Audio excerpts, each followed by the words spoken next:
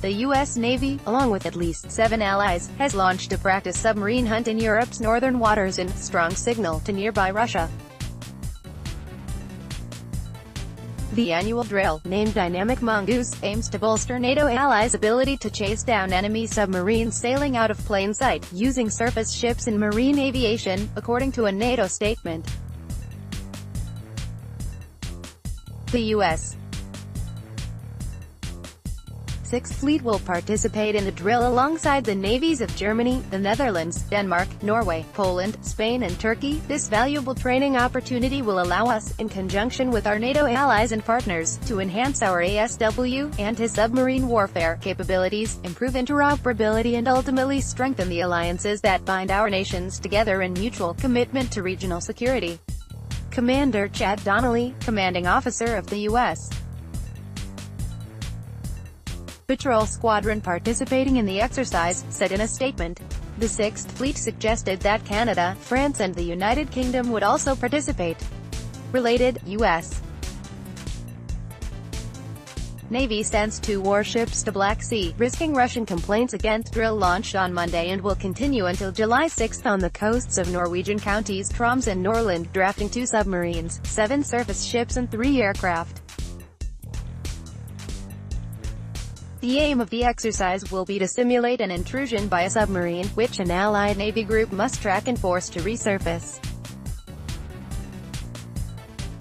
The Nordic country has already made a deal with the U.S. to host its 300-strong marine deployment, which could double in size. Although nominally a deployment for training purposes in low temperatures, the U.S. presence in the Russia-bordering Scandinavian country is part of a wider effort to tighten Allied defenses in the wake of Moscow's 2014 annexation of Crimea. Submarine warfare is a particular focus of Russian defense investment and planning. NATO's Secretary-General Jens Stoltenberg estimated last year that, since 2014, the Russian Navy had added 13 new submarines to its ranks, with more under construction.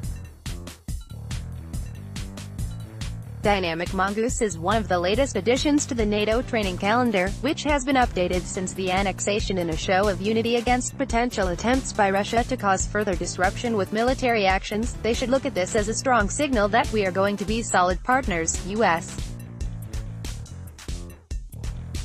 Navy Admiral John Richardson told Norway's public broadcaster NRK. The admiral reportedly met with Norwegian defense officials after the USS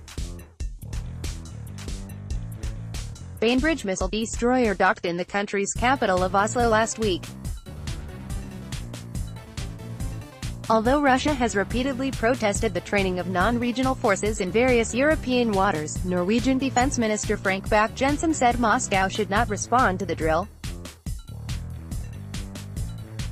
It should not surprise Russians that we practice with our allies. There is no reason to react, he said. NATO members' leaders will meet at a summit in Belgium next month to discuss the ongoing revamp of the alliance's new posture and rapid response structure in Europe. President Donald Trump's ongoing rift with leaders of U.S. allies, which veered the latest G7 summit off its usually amicable course, has overshadowed the build-up to the summit. He is likely to cross paths with Canadian Prime Minister Justin Trudeau for the first time since he went on a Twitter tirade against the U.S. neighbors leader.